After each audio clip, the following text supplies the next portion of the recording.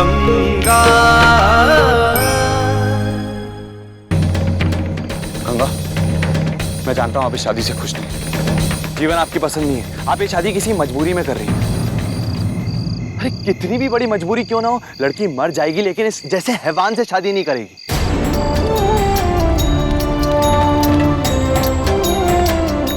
शादी नहीं करने का राज दोबारा नहीं सुनना चाहते हैं हम। गंगा को इस घर से जाना ही पड़ेगा, चाहे दुल्हन बनाकर इसे भेजिए या चाहे जैसे मर्जी भेजिए। कैसी कसम दे दी हम बेटा, कैसी कसम दे दी। जीवन तेरे योग्य नहीं है बेटा, तेरे लायक नहीं है वो। जीवन बाबू कैसे इंसान है हम बहुत अच्छी तरह से जानते हैं।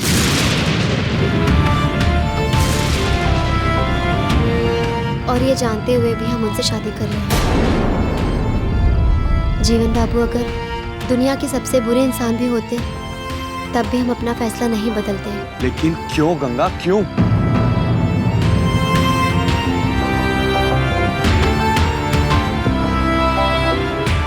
भगवान के लिए हमसे कोई सवाल मत कीजिए शिव, हमें हमारे हाल पर छोड़ दीजिए शिव। आपको मेरे सवालों का जवाब देना होगा, आपको मुझे बताना होगा आपकी क्या मजबूरी है। अरे आप जैसी भली लड़की अपने आप को इस जैसे राक्षस को बलि चढ़ाना चाहती है, क्यों गंगा, क्यों?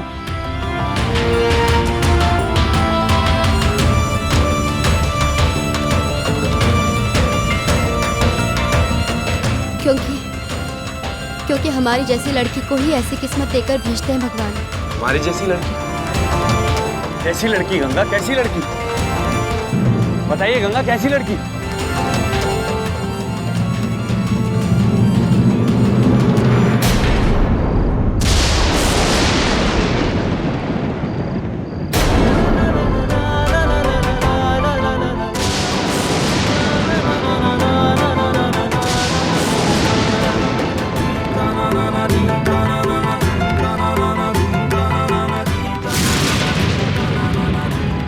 शापित लड़की, अछूत लड़की,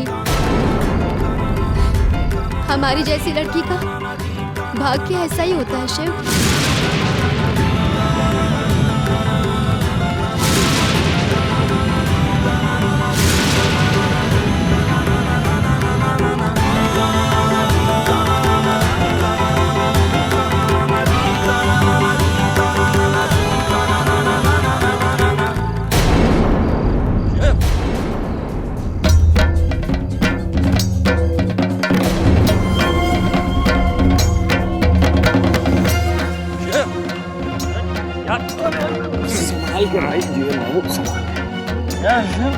यहाँ क्या कर रहा है यार? कहाँ चली गई यार? गंगा, ये वो तेरे से बात तो कर रही थी यहाँ पे।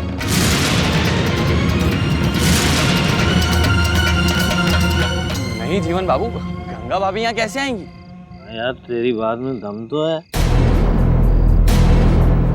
लेकिन यार माँ कसम हमने अभी उसकी आवाज देखी और उसकी झलक सुनी थी यार। जीवन बाबू, आपने आज कुछ ज्यादा ही चढ़ा लिए। यार पता नहीं कितने फेरे वो हसीन बलाएं पिलाए जा रही थी और हम पीते चले गए।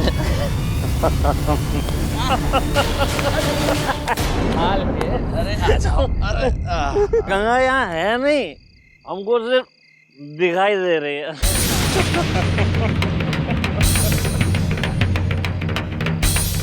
लेकिन यार तू यहाँ अकेला क्या कर रहा है? जश्न वहाँ चल रहा है, लड़कियाँ नाच रही और तू यहाँ अपनी जवानी बर्बाद कर रहा। तू हमारे साथ चल। लेकिन वो जीवन बाबू, अरे यार तू हमारा जिगरी है तो हमारी कर। लेकिन चल हम नहीं सुनेंगे आज। संभाल के, संभाल के, अरे यार, अरे हम लेके जाएंगे। अरे संभाल के जीवन बाबू।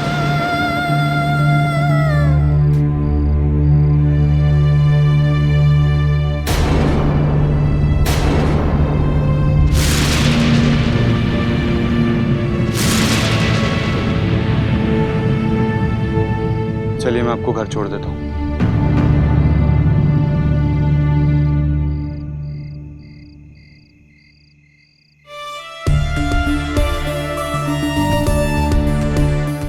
कहूंगा इस दाग के कारण आप अपने आप को शापित अछूता न जाने क्या क्या समझती हैं। इस दाग के कारण आपको लगता है आपको जीने का कोई हक नहीं, आप अपनी मर्जी से नहीं जी सकते। आपने खुद को इतना कमजोर बना लिया कि आप एक ऐसे आदमी से शादी करने को तैयार हो गई जिसमें 1% भी इंसानियत नहीं है। अरे ये दाग कोई बीमारी क्या, ये छोटी सी भी बीमारी नहीं है। ये सिर्फ आपके शरीर में होने वाले कुछ विटामिन या किसी चीज की कमी के होने का लक्षण है, और जब उस कमी को पूरा कर दिया जाता है तो वो दाग मिट जाता है। मुझे तो आश्चर्य हो रहा है कि आपने अब तक डॉक्टर को दिखाया क्यों नहीं। डॉक्टर न सिर्फ इसका इलाज बता देता बल्कि उसकी दवाइयों से अब तक ये दाग मिट भी जाता।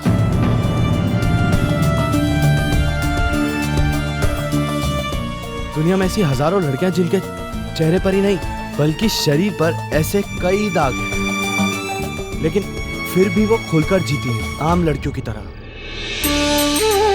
और अपने आप को किसी से कम नहीं समझती।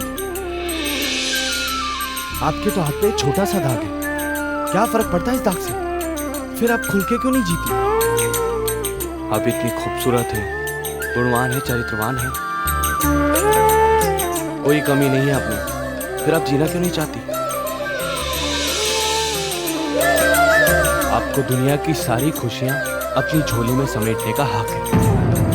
और रही बात दाग की, तो दाग उस चांद में भी है, फिर भी वो हमेशा मुस्कुराता रहता है। इस दुनिया में भगवान के सिवा भगवान की बनाई हुई हर चीज में कोई ना कोई कमी जरूर है। कोयल सुरीला गाती है लेकिन उसका रंग काला है, फूलों में कांटे लगे, खेतों को सींचने वाली नदी बाढ़ भी लाती है, पानी बरसाकर लोगों को जीवन देने वाले बादल जानलेवा बिजली गिराते हैं। इस संसार में कोई भी चीज संपूर्ण नहीं, हर चीज में कोई ना कोई कमी जरूर है। हमें ये जीवन भगवान ने जीने के लिए दिया है, ना कि ये सारी फालतू की बातें सोचने के लिए।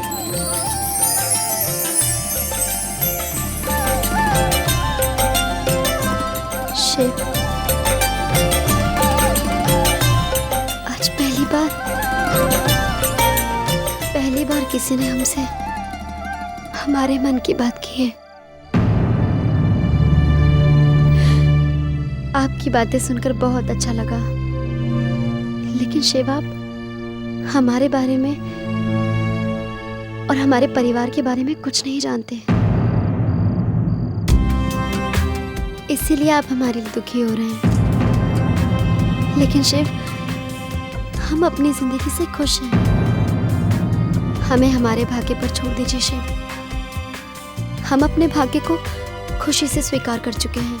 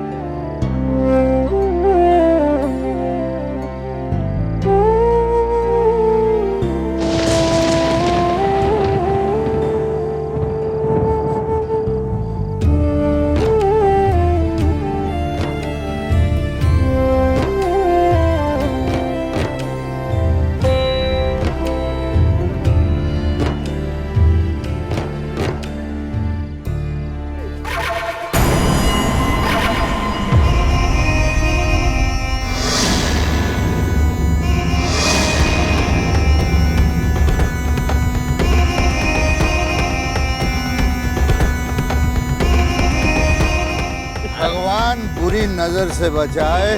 जीवन बेटा तुम्हें चढ़ गई, इसलिए बहकी बहकी बातें कर रहे हो। चल कमरे में चल। अंकल जी, हम बहकी बहकी बातें नहीं कर रहे, हमारी कोई शादी नहीं हो रही है। अरे मिश्रा जी, इसकी बातों पे ध्यान मत दीजिएगा। चढ़ गई है ना, इसलिए ऊट पटांग बोल रहा है। चल बेटा चल, चल के सो जा, सुबह तक सारा होश ठिकाने आ जाएगा। चल बाबू अंकल जी से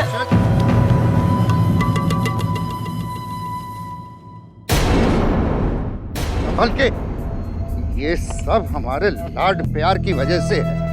अरे दारू पी के साला सारे किए धरे पर पानी फेरने चला था।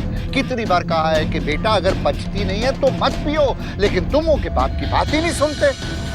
अगर आज तुम सारा राज मिश्रा के सामने उगल देते तो किए धरे पे पानी फिर जाता, तो क्या जवाब देता मैं, क्या कहता उन्हें?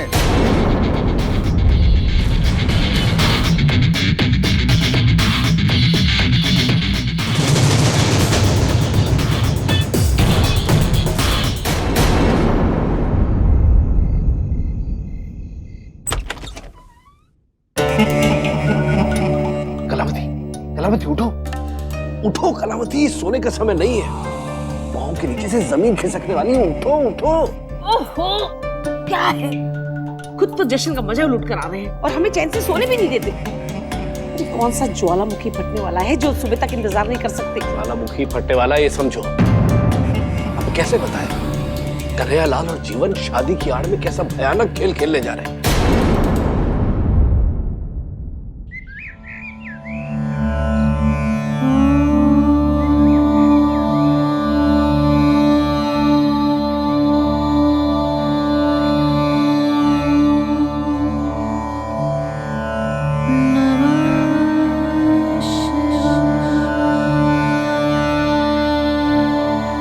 बेटी, हम समझ नहीं पा रहे हैं कि तुम्हें क्या आशीर्वाद दें। आशीर्वाद देने का अधिकार हम खो चुके हैं बेटा। एक लाचार बाप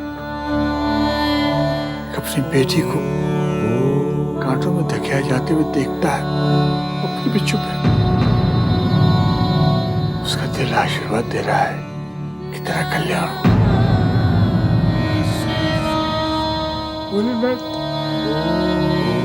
एक लाचार बाप की बेबसी की इससे अधिक क्या पराकाष्ठा हो सकती है?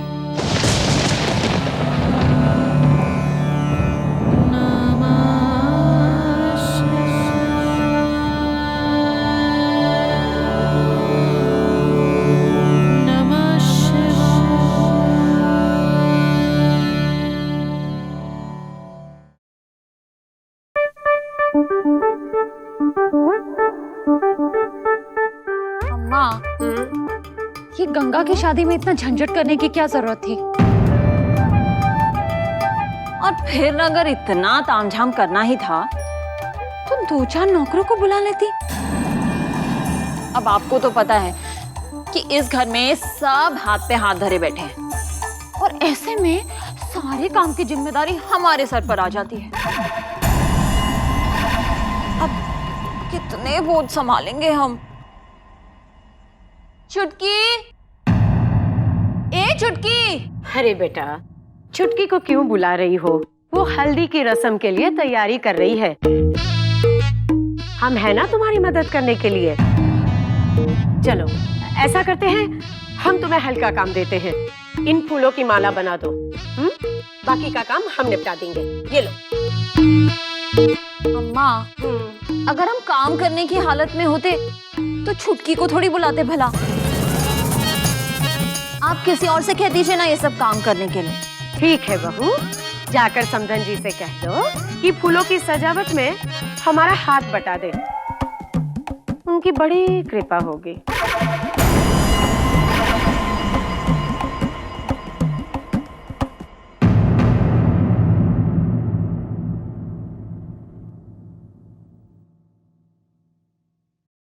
समधी जी, हम आपको एक बहुत जरूरी बात बताना चाहते हैं।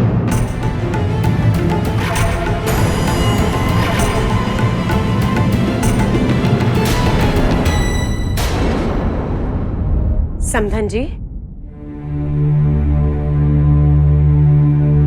समधन जी, कोई बात हो गई है क्या?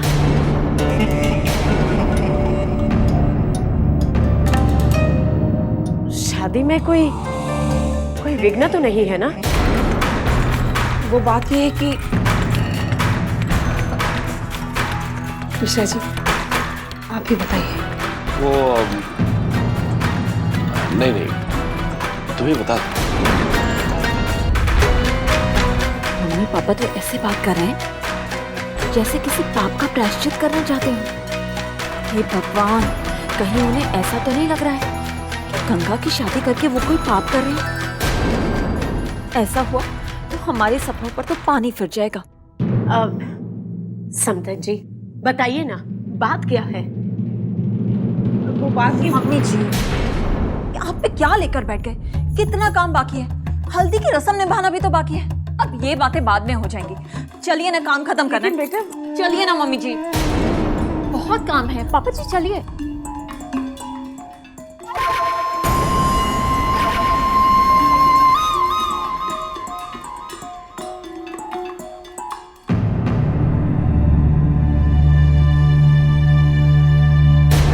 चलिए बेटा चलिए ना आप लोग। बेटा बताइए, ऐसी क्या बात हो गई? उन लोगों को क्या बताने जा रहे थे आप लोग? हमें लगा कहीं आप शादी तोड़ने वाली बात कर बैठे, तो इसीलिए हम आपको वहां से ले आए। बेटा हम उनसे शादी तोड़ने वाली बात ही करने जा रहे थे।